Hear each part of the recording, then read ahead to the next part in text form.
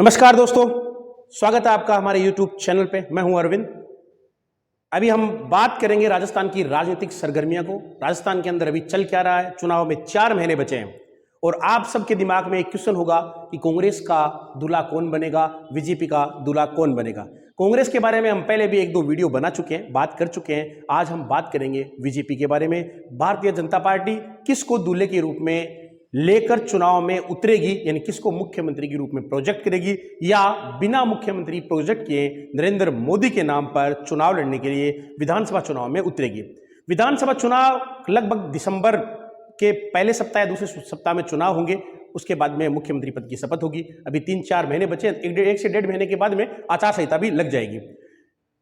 जब हम बीजेपी की बात कर रहे हैं तो 2 दिन पहले भी अमित शाह देश के गृह मंत्री है, उनकी बात कर लेते हैं। उदयपुर के अंदर भारतीय जनता पार्टी की एक बहुत बड़ी मीटिंग थी, उसके अंदर गृह मंत्री पधारे हुए थे और उन्होंने बहुत बड़ा संकेत दे दिया। उस संकेत को आपको समझना है, संकेत क्या दिया था। यहां मैं उस संकेत की बात कर रहा हूं। उदयपुर के अंदर आदिवासी बाहुल्य इलाका ज्यादा है। मीटिंग हो रही थी भारतीय जनता पार्टी के कार्यकर्ताओं की, गृह मंत्री अमित शाह पधारे हुए थे।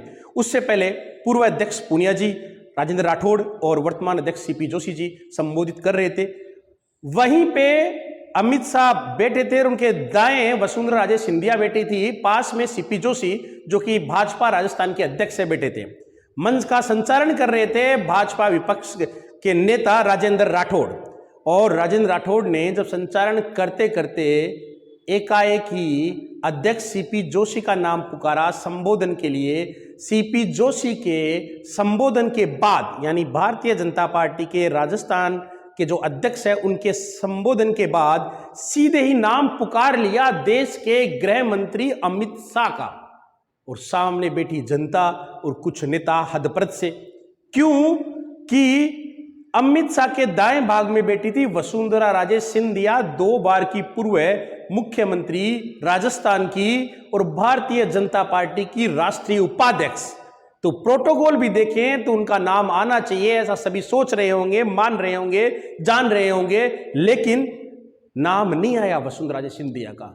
लोगों ने समझा वसुंधरा जी को किनारा किया जा रहा है। लेकिन आपने अनेक वीडियो चैनलों के माध्यम से, समाचार पत्रों के माध्यम से, सोशल मीडिया के माध्यम से देखा होगा कि खुद अमित शाह ने सीपी जोशी अध्यक्ष को बोला और अपने संबोधन से पहले वसुंधरा राजे सिंधिया को रिक्वेस्ट करके कहा कि आपका संबोधन है। एक बहुत बड़ी बात है। देश के गृह मंत्री ने देश की भारतीय जनता पार्टी की उपाध्यक्ष श्री वसुंधरा सिंधिया, उनसे कहा जा रहा था कि अदावत चल रही है, आपसी खींचातान चल रही है केंद्रीय नेतृत्व और राज्य नेतृत्व के मध्य। लेकिन जब राजेंद्र राठौड़ नाम भूल जाते हैं या पर्ची में लिखा हुआ नहीं होता, ये अलग बात है, इस पे बहस अलग हो सकती है। लेकिन देश के गृह मंत्री बोलते हैं कि वसुंधरा राजे सिंधिया का संबोधन करवाया जाए। और वसुंधरा राजे सिंधिया संबोधन करती है अमित शाह से पहले पूरी रैली का, और अपने संबोधन में वो गहलोत सरकार पर जमकर प्रहार करती है, अपनी योजनाओं को गिनवाती है पिछले कार्यकाल में जो थी।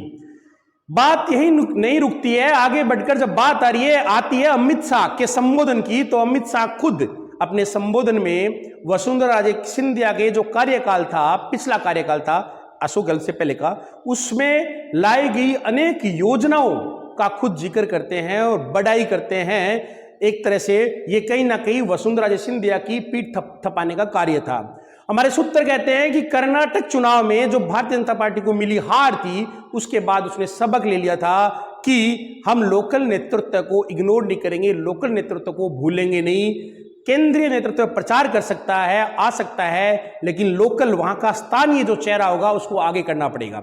और वसुंधरा राजे सिंधिया की जो स्थानीय चेहरा है, लोगों में जो अभी भी क्रेडिबिलिटी है, जो लोगों के अंदर छवि बनी हुई है, वो कहीं ना कहीं कई सीटों को प्रभावित करती है। जब रैली खत्म होती है तो बहुत सारे समाचार पत्रों के मध्य होड़ होती है कि क्या वास्तव में वसुंधरा सिंधिया का नाम इग्नोर किया गया था या पर्ची में नहीं था। राजेंद्र राठौड़ विधानसभा उपनेता, विधानसभा विपक्ष के नेता का कहना है कि एक तो पर्ची में नाम नहीं था, और दूसरा बरसात हो रही थी, और तीसरा ऐसा है कि अमित शाह ने आते ही मंच पे कहा था कि मेरा संबोधन अभी करवा दो। बरसात के कारण रैली में विघ्न पड़ सकता था, इसलिए प्रोग्राम को शॉर्ट करके सीधा ही अमित शाह का संबोधन करवाना था।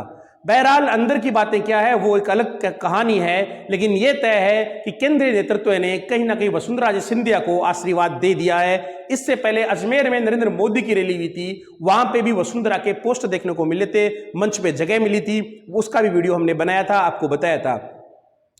सीपी जोशी के अध्यक्ष बनने के बाद में हम ये कह सकते हैं कि वसुंधरा राजे मुख्य धारा में लौटी है और बीजेपी के कार्यक्रमों में कहीं ना कहीं भाग ले रही है। प्रत्येक कार्यक्रम में उनका चेहरा दिखाई दिया जा रहा है। जब पूर्णिया अध्यक्ष थे बीजेपी के, तो वसुंधरा राजे अपने आप को थोड़ा सा अलग ही रखा था, भारतीय जनता पार्टी कार्यक्रमों में कम ही भाग लेती थी। उदयपुर रैली की जब हम बात ही कर रहे हैं तो आपको यह भी बता दें कि अंदर ही अंदर एक आदिवासी इंटेलिजेंट लोगों की, जो आदिवासी इलाके से जो रिटायर्ड आईएएस है, डॉक्टर है, उनके 150 लोगों की अलग से लिस्ट बनाकर उनको अमित शाह से मिलवाने का प्रोग्राम था। बरसात आने के कारण 120 लोग पहुंच पाए। उन 120 लोगों के साथ अमित शाह की मीटिंग हुई, उनसे आदिवासी इलाके का डेवलपमेंट कैसे हो सकता है, भारतीय जनता पार्टी यहां कैसे जीत सकती है, उस मुद्दे पर विचार विमर्श हुआ। कहीं ना कहीं उन लोगों में से बहुत सारे लोगों ने कहा था कि गहलोत सरकार की जो 500 रुपए की सिलेंडर योजना है, वो फ्री में बिजली देने की योजना है, वो हमारे लिए घातक सिद्ध हो सकती है। उसका आदिवासी समाज थोड़ा इकोनॉमिकली रूप से गरीब होता है, आर्थिक रूप से कमजोर होता है, उसको ऐसी जब चीजों का लाभ मिलता है तो वो कहीं ना कहीं झुकाव कांग्रेस की तरफ हो सकता है। लेकिन यहां पे अमित शाह ने राष्ट्रपति द्रौपदी मुर्मू का उदाहरण दिया कि देश के सर्वोच्च पद पर जब हम लोग आदिवासी इलाके से एक महिला को बीजेपी सपोर्ट करती है तो हमारा मन में कितना प्रेम है। और भी बहुत सारी योजनाओं का आपस में डिस्कशन हुआ होगा। बैठक में भारतीय जनता पार्टी के मुख्य किरदार के नेता शामिल हुए थे। अमित शाह की रैली वहां पूर्ण हुई और साथ ही साथ में उदयपुर के आसपास के जो भी इलाके हैं, आदिवासी इलाके हैं, वहां से भारतीय जनता पार्टी कैसे जीते, इस पे विश्लेषण हुआ। वसुंधरा राजे सिंधिया की एक तरह से घर वापसी हुई, एक तरह से उनको छूट मिली, फ्री हैंड मिला, ऐसा हम कह सकते हैं। और निश्चित तौर पे जो राजेंद्र राठौड़ विधानसभा के विपक्ष के नेता है, उनके साथ मिलकर बीजेपी इसको जीतने में कितनी कामयाब होती है, ये तो भविष्य के गर्भ में है। लेकिन अगली बार हम बात करेंगे कांग्रेस में जो खींचातान चल रही है, अशोक गहलोत और सचिन पायलट, उनके बीच में लड़ाइयां कम हुई या नहीं हुई, लेकिन यह बात बीजेपी की हमने की थी। कितनी अच्छी कितनी सही लगे, विश्लेषण करना आपका काम है, बताना हमारा काम है। धन्यवाद, नमस्कार।